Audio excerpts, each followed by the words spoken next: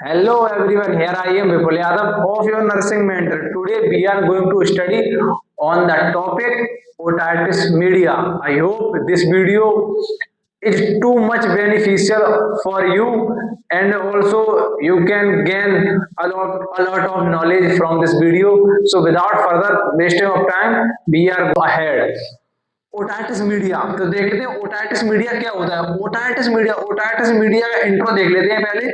Otitis media also known as middle ear infection. हम लोग common word में बोल सकते हैं कि otitis media middle ear infection होता है। मोस्टली अपीयर इन यंग और चिल्ड्रंस, मतलब ज्यादातर ये बच्चों में और जवान लोगों में देखने को मिलता है। Cause by bacteria, virus and respiratory infection.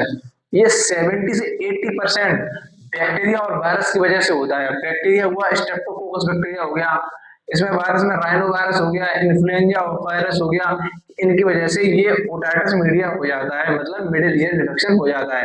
Respiratory infection से मिडिल ईयर इन्फेक्शन कैसे होगा? तो रेस्पिरेटरी इन्फेक्शन से, क्योंकि हमारे जो ईटी ट्यूब है, ये यूस्टेशियन ट्यूब है, वो कान से जाके डायरेक्ट फेरिंग्स में खुलती है। जो लमसम उसकी लेंथ होती है 33 मिलीमीटर।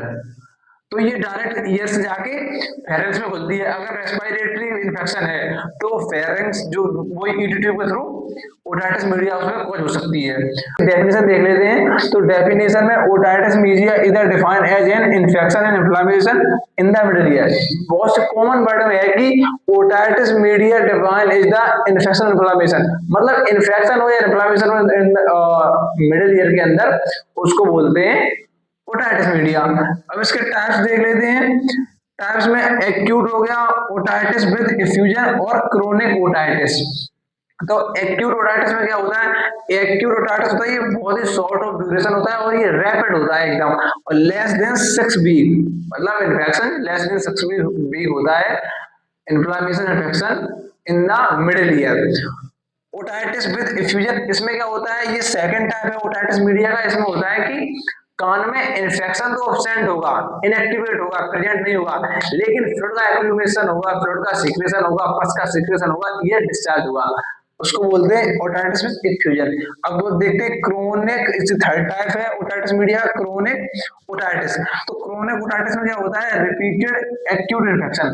अगर acute otitis media continue repeated होता रहे तो वो क्रोनिक ओटाइटिस में कन्वर्ट हो जाता है, मतलब ये मोर देन 6 वीक अगर इन्फेक्शन प्रेजेंट है मिडिल ईयर में तो उसको बोलेंगे क्रोनिक ओटाइटिस मीडिया। फिर उसके बाद इसकी इटियोलॉजी देख लेते हैं कि इसकी कॉज क्या है। तो बैक्टीरियल पैथोजन, मैंने आपको बताया था कि 70 से 80% बैक्टीरिया और वायरस की वजह से ये होता है। बैक्टीरिया में स्ट्रेप्टोकोकस आ गया और वायरस में राइनो वायरस हो गया, इन्फ्लुएंजा वायरस हो गया, ऐसे करके परफोरेशन ऑफ टेम्पेनिक मेम्ब्रेन, जो टेम्पेनिक मेम्ब्रेन है उसके फट जाने से, उसमें छेद हो जाने से भी ओटाइटिस मीडिया हो सकता है। इन्फेक्शन हो गया, इन्फेक्शन से हो सकता है, इन्फ्लेमेशन से भी हो सकता है ओटाइटिस मीडिया, और एलर्जिक रिएक्शन, अगर एलर्जिक रिएक्शन कुछ हो गई है मिडिल ईयर में तो उसकी वजह से भी ओटाइटिस मीडिया हो सकता है। उसके बाद रिस्क फैक्टर देख लेते हैं। तो रिस्क फैक्टर में एज हो है, एज उम्र में मोस्टली यंग एज में और बच्चों में देखने को मिलता है, जवान में और बच्चों में देखने को मिलता है। रेस्पिरेटरी इन्फेक्शन, अगर रेस्पिरेटरी जैसा ऐसी बात है कि जो वाई ईटी ट्यूब होती है, जो स्टेशियन ट्यूब होती है, वो ईयर से फेरेंक्स में खुलती है। अब जैसी बात है, अगर रेस्पिरेटरी इन्फेक्शन हुआ तो वो ईटी ट्यूब के थ्रू ईयर में पहुंच जाएगा और ओटाइटिस मीडिया को कॉज कर देगा। फैमिली हिस्ट्री, अगर फैमिली में किसी को रहा है तो भी हो सकता है। इम्यूनिटी डिफिशियंसी, अगर इम्यूनिटी वीक है तो भी आपको ओटाइटिस मीडिया हो सकता है। एंड एनवायरमेंटल फैक्टर, मतलब पॉल्यूट एनवायरमेंट है, अनहाइजीन एनवायरमेंट है तो भी ओटाइटिस मीडिया हो सकता है। क्लिनिकल मैनिफेस्टेशन देख लेते हैं। तो इसमें ओटैल्जिया, मतलब इसके लक्षण क्या होंगे वो ओटाइटिस मीडिया के? तो ओटैल्जिया मतलब पेन इन ईयर, कान में दर्द होगा, फीवर बुखार आएगा, हियरिंग लॉस, सुनने में प्रॉब्लम होगी, सुनाई नहीं देगा सही से, इरिटेबिलिटी मतलब कान में खुजली सी होगी, मतलब इचिंग, ओटोरिया फ्लूइड डिस्चार्ज, मतलब कान से पस या कोई फ्लूइड का डिस्चार्ज होना, बहना, उसको ओटोरिया, ये भी लक्षण देखने को मिलेगा। अदर सिम्टम देखने को मिलेंगे वोमिटिंग और एपेटाइट, लॉस ऑफ एपेटाइट, मतलब नोजिया वोमिटिंग वाली कंडीशन हो सकती है और भूख भी नहीं लगेगी। का मैनेजमेंट और देख लेते हैं। तो मैनेजमेंट में पहले देखेंगे मेडिकल मैनेजमेंट। तो मेडिकल मैनेजमेंट में देंगे एनाल्जेसिक दे सकते हैं, जिससे जाहिर सी बात पेन हो रहा था तो पेन में रिलीफ मिलेगा। एंटीबायोटिक दे सकते हैं, जो बैक्टीरियल इन्फेक्शन था उसके लिए एंटीबायोटिक देंगे।